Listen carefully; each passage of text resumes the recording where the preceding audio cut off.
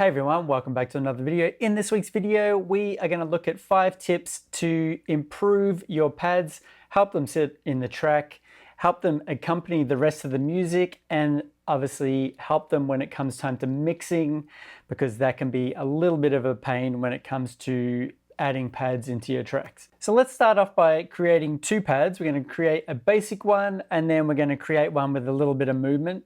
And for this, I'm going to be using the Novation Peak. Super easy, and it's really easy to see everything on the peak as I'm doing it. And full disclosure, I do work for Novation. So first up, we're going to create a basic patch. Obviously, we want to come and initialize the patch, and that gives us just a super simple default patch, couple oscillators and whatnot. I have a MIDI clip, so we're going to run that as I shape the patch so you can see what's going on and hear what's going on as I do it. So first up, let's turn that filter down, because otherwise it's going to be blasting the whole time. We're going to keep the oscillators as they are. They're all just set to 8 feet. All of them are sawtooth. Actually, what we will do is we'll just detune 1 and 2 just a little bit on the fine tune, and we'll leave oscillator 3 as it is. Volume, turn it up for all of them so you can hear a little bit. Turn that filter back down again. Envelope depth, this is going to be this envelope, the mod envelope that's going to affect this filter, and this is the amount that it's going to. So let's go to 30 or 20, 30 there. And then from there, let's shape this mod envelope. So it's a pad. Let's go with the traditional as what we think of about a pad and just increase that attack.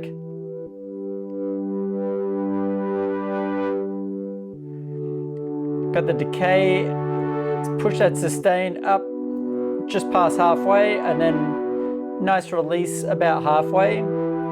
Let's pull down the envelope amount, so not so much of this.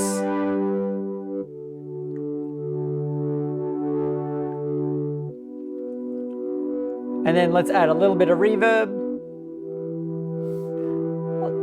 a little bit of chorus, and then a little bit of delay.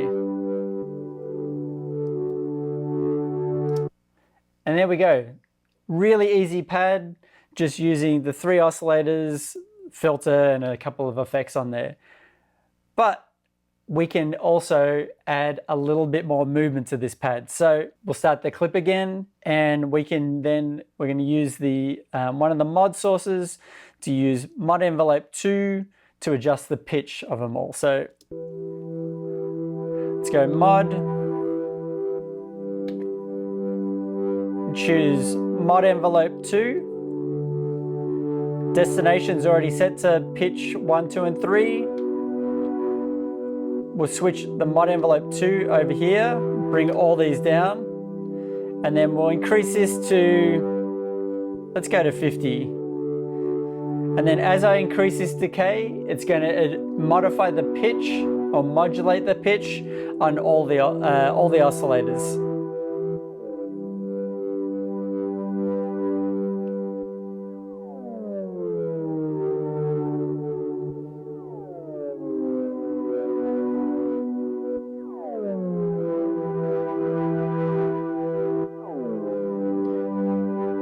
Pull this down, the depth down to 45.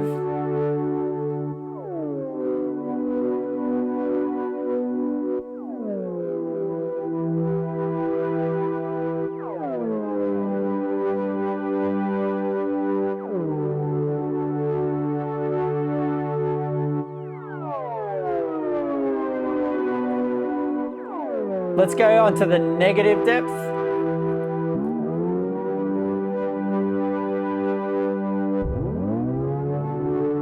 Go that to 40.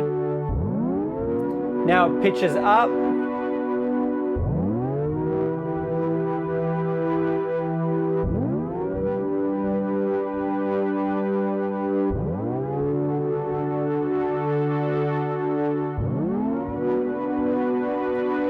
So there's two patches, one super basic. The second one is still pretty basic, but we're using the pitch. We're using the modulation to introduce some movement to the pitch on all three oscillators. Now the basic patch will fit into most, but with the pitch modulation, it's going to be a little bit harder if you have some other melodic elements going along with it. So that brings us into our 5 tips to have the most success with your pads. So tip number 1 is basic chord progression allows for a more sound design, or a busy chord progression. You kind of want to keep the sound design to a minimum, and that goes with the music as well. If you have a lot of music going on, a lot of melodic elements, maybe keep the pad to a little bit less sound design in terms of busyness. But if you have a little bit more of an open track, this gives you time and space to experiment with having a little bit more modulation, a little bit more interest from the pad. So I have another clip just up here. Here we just have the section that I was playing earlier.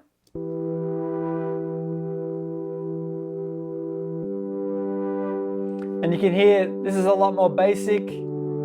This would generally just be following along if you've got other melodic elements playing and whatnot.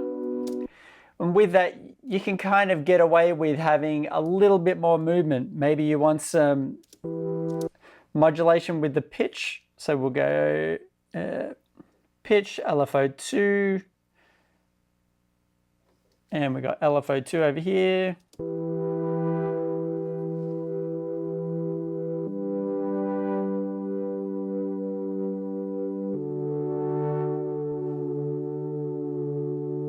Kind of get that tape effect a little bit more.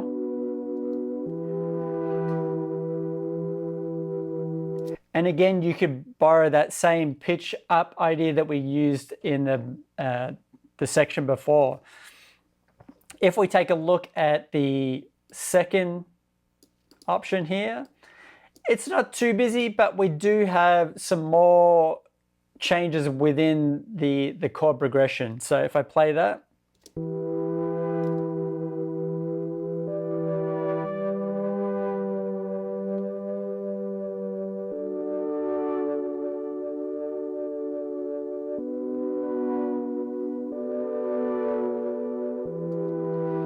now, if we were to have that pitch up on that one, it would kind of, let's just show that demo real quick.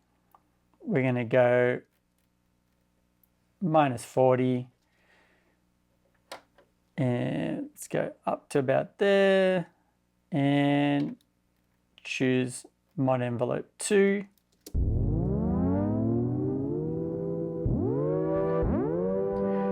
You can hear there, it's all right when it's the sustained notes,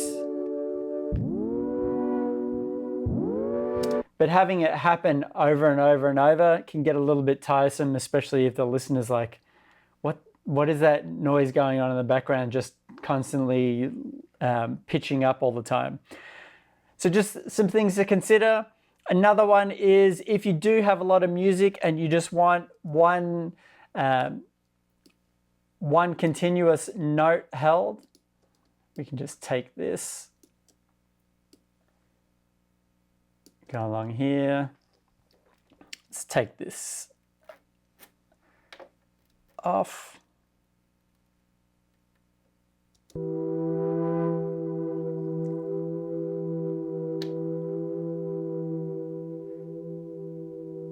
You can hear we've got the pitch going.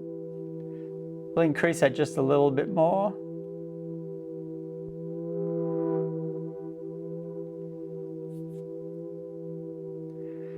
And this would be a good way to create sort of tension within your track, and then you can ride the cutoff.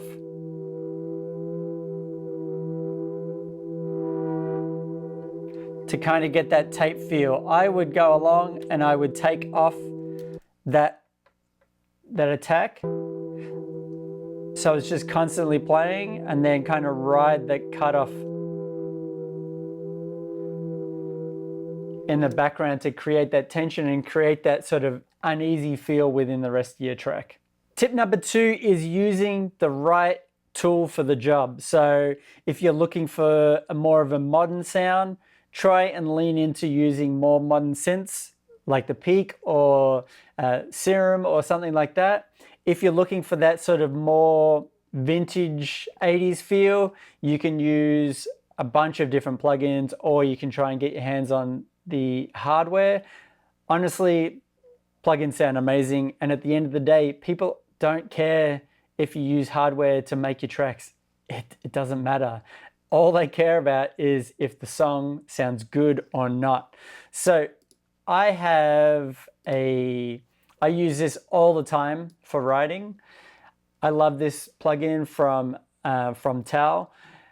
I use this most of the time when I'm just writing ideas. Even though I have a Juno 106 just sort of out of picture, I find that when I'm sitting here and I'm kind of writing away, having this is just really good to kind of get ideas out really quickly. Yeah, they do sound different if I was to dial in the same settings on both, but for the most part, this does the job really well. So I've just kind of put together this very, very basic patch.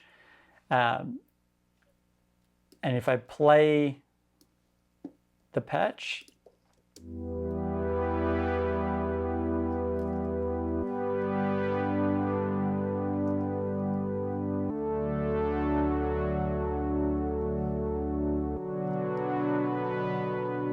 that's pretty good. If I come along, initialize this, we're going to use 2 oscillators. We're going to tune one down because on the plugin I've got the sub oscillator, so we're going to go down to 16 on the second one, bring it up to the square wave. I've got volume full on the saw and then about 50% on the square. Pull down this filter a little bit. Got a bit of filter envelope on that one. I got a little bit of resonance come across, and then we'll just dial in this a little bit. So this is the plugin, and then a little bit of chorus as well. And then if I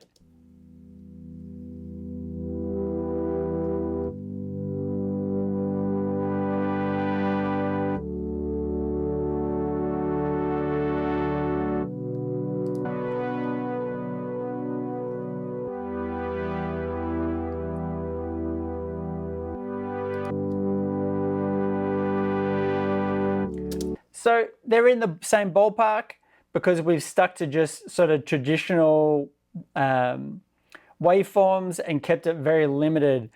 Obviously, this synth plus a bunch of others have the ability for wavetable. And I know older synths have wavetable as well, but when you start sort of getting into that more newer sound, it might be a little bit harder to achieve the older feel, like if you're going for that 80s feel. So just try and keep in mind that the older synths didn't have all the bells and whistles that a lot of plugins and a lot of hardware synths have today. And just try and limit yourself a little bit more if you're trying to get that older sound. Or if you're going for the full futuristic, go ham on the wavetables, do everything, and then kind of get that newer sound. Tip number 3 is you can have 2 synths making up the pad. So we have the Peak and we have the Juno plugin. I'm going to come in here, and then this is the Peak MIDI. Let's just take off these bunch of notes at the top. So the Peak is going to be handling the low end, and then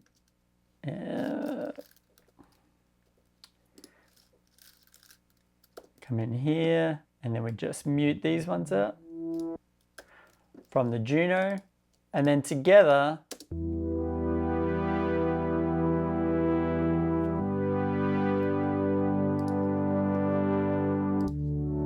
have this open a little bit.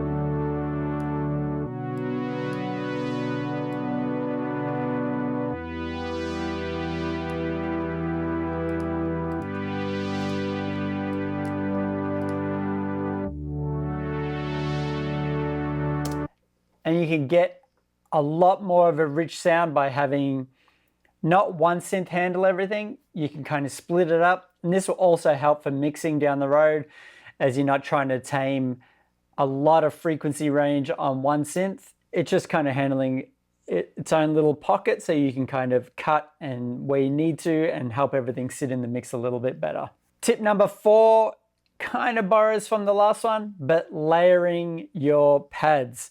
So in the last example, we used a couple of notes from the Peak, and then we sent a couple of notes to the Juno plugin. But for this one, we're going to make sure we've got all the notes going.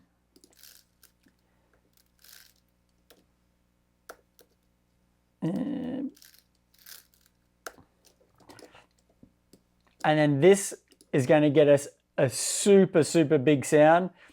One thing to keep in mind with this is, because we have 2 synths taking up a whole lot of frequency range, that you might want to just dial in a little bit more when it comes to the mix, because obviously everything is going to be taken up in terms of frequency, and it's going to be a little bit harder to mix. So just keep that in mind when you're layering your synths.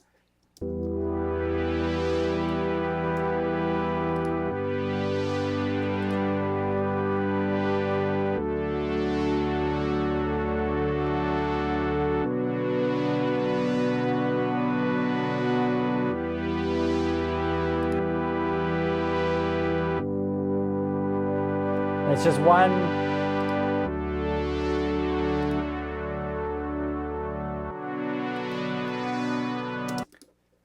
I prefer using a couple of notes from one, a couple of notes from other, but this is just another option. If you're just writing and you're starting to get the track together, chuck it all in there, see what comes out. If it is getting a little bit too much in terms of the mix, go in, mute some notes on one and mute some notes on the other to kind of help them come together and then give you a better mix overall. And tip number 5 is spreading out the notes. We can see, if we open this up, everything is kind of sitting within sort of 2 octaves. So let's grab that. We've got everything sitting within 2 octaves. So we're getting not too much on the bright side. Obviously we've got it filtered down, but one thing that we could do is just come along.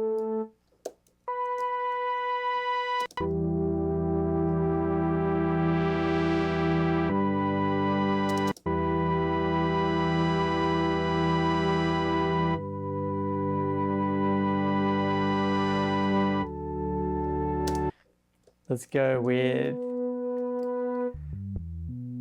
taking these down an octave.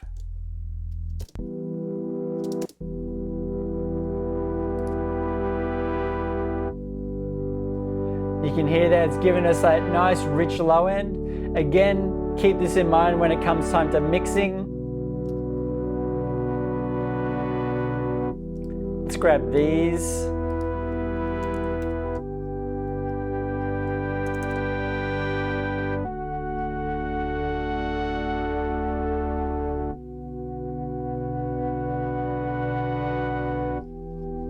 So you can hear the difference in the sound.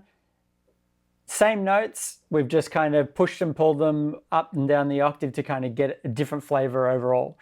So that's about it. 5 quick tips to help you with your pads. Obviously, you can use 1, 2, or all of these within your tracks, but just keep in mind that the music will help dictate which ones are going to work for you. Busy music, maybe calm down on the sound design. Big open track gives you more room to explore sound design and more modulation on the patch that you're creating. Hopefully you've got something out of this, and at the end of the day, hopefully this has inspired you to create something. Until next time, see you later.